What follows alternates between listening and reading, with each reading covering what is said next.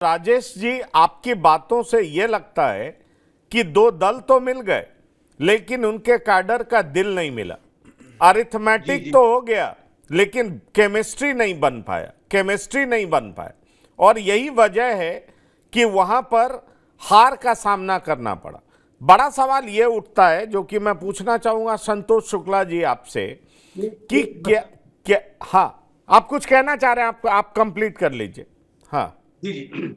अगर मेरे पास सरदना का डाटा है, सरदना विधानसभा का मेरे पास डाटा है, जिन जिन गांव में महापंचायत होती है, मेरे पास उस गांव का डाटा है कि उस गांव में कितनी वोट मिली। एक पंचायत जब खेड़ा गांव में होती है, तो खेड़ा ठाकुर बाहुल बड़ा गांव है। तो मैं आपको एक बार बता दूं कि खेड़ा गांव में जो टोटल वोट पड़े, आप देखिए यहाँ 1016 वोट यहाँ भाजपा को मिले और 1219 वोट यहाँ सपा को मिले। तो बहुत ज्यादा अंतर नहीं है। मैं राजधानी की बात करूं, जो राजधाना गांव है, राजधाना, चूंकि राजधाना में योगी जी आए थे, उनकी मीटिंग हुई थी। राजधाना में 1437 वोट बीजेपी को मिले और यहाँ 1128 वोट सपा को मिले।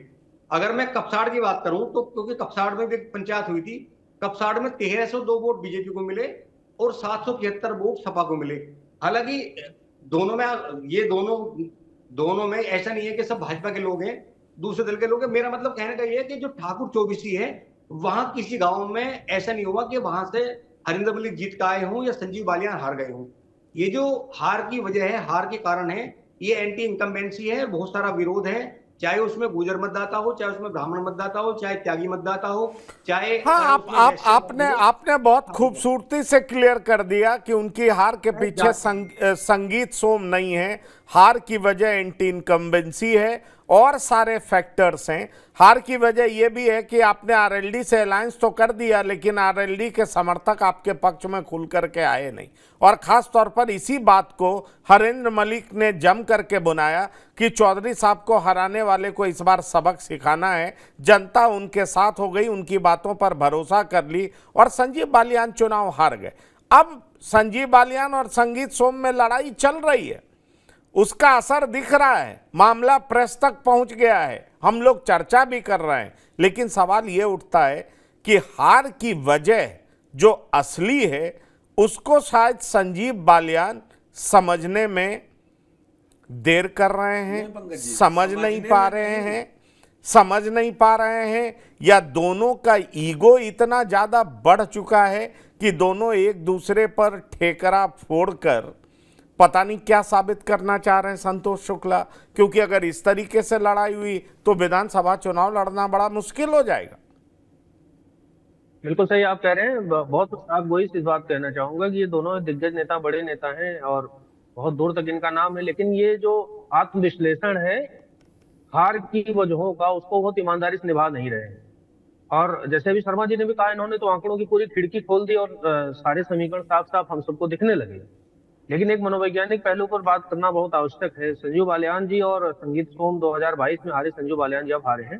ये दोनों ही दिग्गज अपनी हार के कारणों में बहुत नहीं जा पाए, बहुत पचा नहीं पाए। और जिस दौरान चुनाव हो रहा था, ऐसा नहीं कि इनको अपने नीचे की सरकती जमीन के बारे में किसी ने सूचना ना दी हो, बताया ना हो, लेकिन उस समय ये दोनों ही नेता आत्मबल के टीले पर खड़े हुए थे और नीचे से जमीन सरकती रही।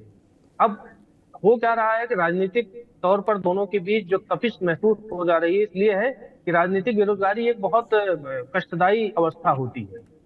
और संजीव बालियान 8 साल करीब करीब केंद्रीय मंत्री रहे और इनका जो राजनीतिक उत्थान है वो 2013 के बाद बहुत तेज हुआ है। संगीत सोम इनसे वरिष्ठ है कम से कम राजनीतिक मैदान पे, और उनका नाम पर्याप्त है, लेकिन वो राजनीतिक सीढ़ियां इतनी तेजी से नहीं चढ़ पाए। अदावत की बहुत सारी वजहें होती हैं, जैसा अभी शर्मा जी ने बताया, हमारे समस्त वरिष्ठों ने बताया, साथियों ने बताया। इसमें एक जो पहलू साफ साफ ये है कि जो राजनीतिक वर्चस्व इन दोनों की लड़ाई है, जिसमें आप बार बार इस बात को लेकर चिंता जाहिर कर रहे हैं संगठन क्या कर रहा है, तो ये प्रदेश अध्यक्ष का नाम तो साफ साफ संगीत सोम ने कोट किया, कुछ गाँव में बैठे थे। अच्छा, वो बालियान जी के बहुत करीबी में, संगठनात्मक कौशल जो भूपेंद्र सिंह चौधरी का है वो अपने आप में बड़ा बेमिसाल माना जाता रहा। लेकिन इस बार के जो चुनाव परिणामों से झटका लगा है, उसमें पार्टी को कई स्तरों पर आत्ममंथन करने की आवश्यकता है। जो ठाकुर समाज का विरोध था पश्चिम उत्तर प्रदेश में, उसमें ठाकुर समाज ने भाजपा के खिलाफ मुखर विरोध किया। कई जगहों पर उनकी पंचायतें हुई, साफ साफ बीजेपी का नाम लिया गया। लेकिन हुआ क्या कि संगीत सोम उसमें प्रतीक बन गए। इसलिए संगीत सोम के ही बहाने सही, वह जो तपिश थी, वह जो आक्रोश था 12-14 आसपास के जिलों में पहुंचा, और कैराना की हार है, सहारनपुर की भी हार है, और मेरठ में भी बहुत करीब आके बड़ी मुश्किल से भाजपा जीती। तो ये जो सारे व्यतिक्रम खड़े हुए भाजपा के खेमे में, वो बहुत बड़ी वजह है कि इन दोनों के बीच जो ये राजनीतिक तपिश चल रही थी, अदावत चल रही थी, साफ साफ एक दूसरे को चुनौती देने की स्थितियां खड़ी हो रही थी, उसका असर पूरे प्रदेश में एक प्रतीक रूप में देखा गया कि भाई पश्चिम उत्तर प्रदेश के एक जिला ऐसा जहां दो दिग्गज भिड़े पड़े हैं। रही बात है कि इनके पीछे किसकी शक्ति है, किसकी वजह से ऐसा कर रहे हैं, इसमें बहुत ज्यादा तहकीकात करने की मुझे स्थिति नहीं नजर आती, क्योंकि साफ साफ है कि दो आसपास के सटे हुए जिलों के दिग्गज हैं, लोकसभा क्षेत्र एक है, एक दूसरे को पचाने में राजनीतिक तौर पर जरा दिक्कत होती है, और जो दोनों एक ही प्लेटफॉर्म खड़े हो गए हैं, ऐसे में अब हार का स्पष्ट और ईमानदार विवेचन करने के बजाय नहीं, वो बिल्कुल बिल्कुल आप ठीक कह रहे हैं, लेकिन एक बात साफ ये भी दिख रहा है कि हाँ, एक बात और जोड़ दूं, अभी जो शर्मा जी भी कह रहे हैं, तो बहुत सारे साथियों ने कहा है कि हार की वजह सिर्फ संगीत सोम कतई नहीं है। संगीत सोम ने ऐसा नहीं विरोध नहीं किया, विरोध बिल्कुल किया, और विरोध कई मंचों पर दिखा है, उसमें बहुत कोई छुपाने वाली विषय बात नहीं है।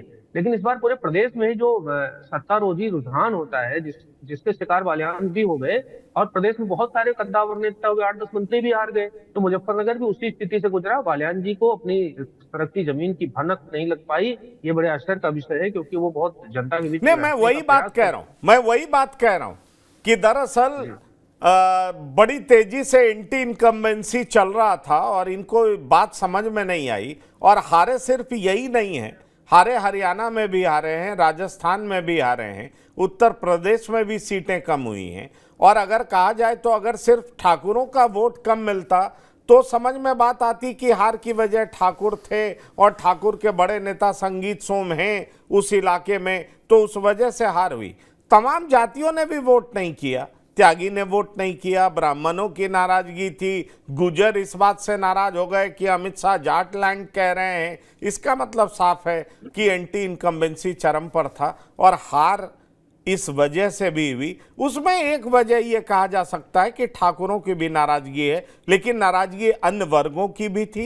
संगीत सोम निश्चित तौर पर, आपने बड़ा सही वर्ड यूज किया कि वो सिंबॉलिक बन गए कि संगीत सोम की वजह से हार हुई, लेकिन हार की कई सारी वजह हैं। पुष्कर, मुझे लगता है ना, यहां पे संजीव बालियान पुराने स्कोर सेटल करने में लगे हैं।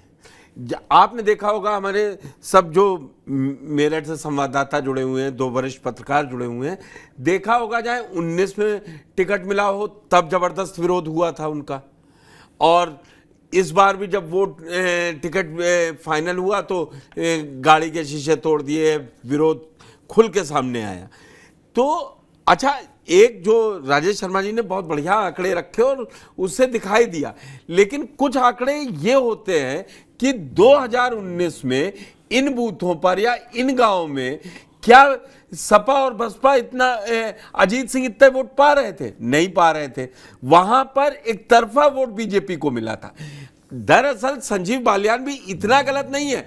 वो कह रहे हैं जो अभी शुक्ला जी ने कहा कि सिंबॉलिक बन गए संगीत सोम और जमीन खिसक रही थी, वो शायद बड़े बड़े दिग्गज भी नहीं नाप पाए। पर उसमें एक बड़ी बात क्या होती है, कई बार ये पॉलिटिक्स का स्वभाव होता है कि आप किसी बड़ी जाति से समझौता करते हैं तो उसका काउंटर पोलराइजेशन भी होता है। मैंने आपको बताया, मैं वही बात कह रहा हूं, जैसे आपने जाटों को साधने की कोशिश की तो उसका काउंटर पोलराइजेशन भी हुआ। जो एंटी जाट कई सारी छोटी छोटी जातियां होंगी वो इकट्ठी हो गई होंगी और उनको लगा होगा कि इसका विरोध किया जाए। अब प्रमाण है, पश्चिम में बीजेपी 1914 जीती, इसीलिए मैं वही जाट कंसोलिडेट किया गया आरएलडी ने। उसी बात पर आ रहा हूं। और बीजेपी के साथ दिक्कत हुई कि जाट भी साथ नहीं आया और तमाम सारी जातियां भी छिटक गई और इस वजह से इनकी हार हो गई।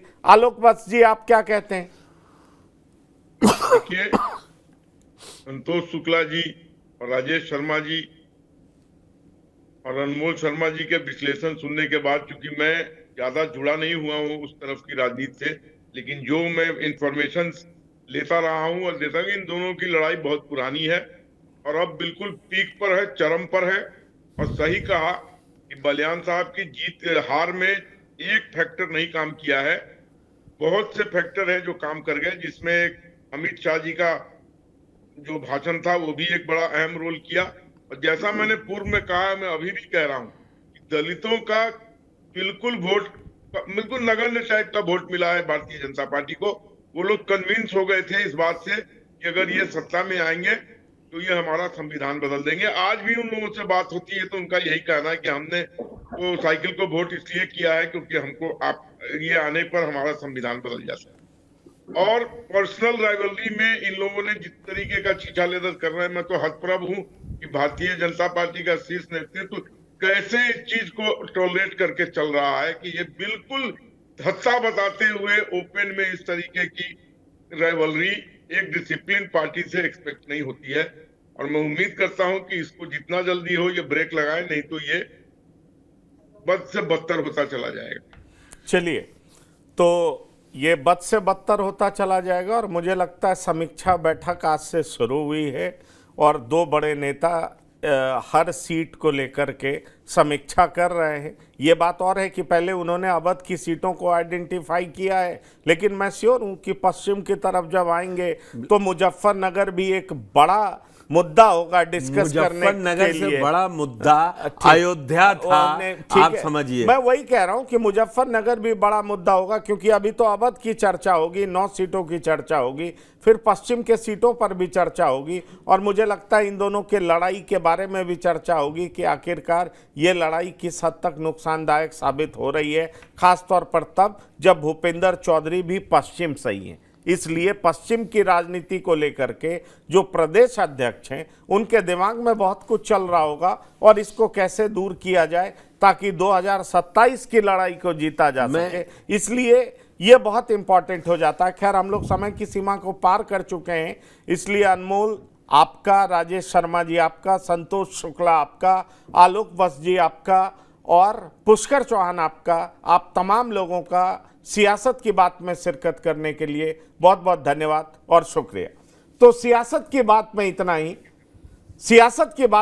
ही। ताजा तरीन खबरों के लिए आप लगातार देखते रहिए TV9। धन्यवाद, नमस्कार।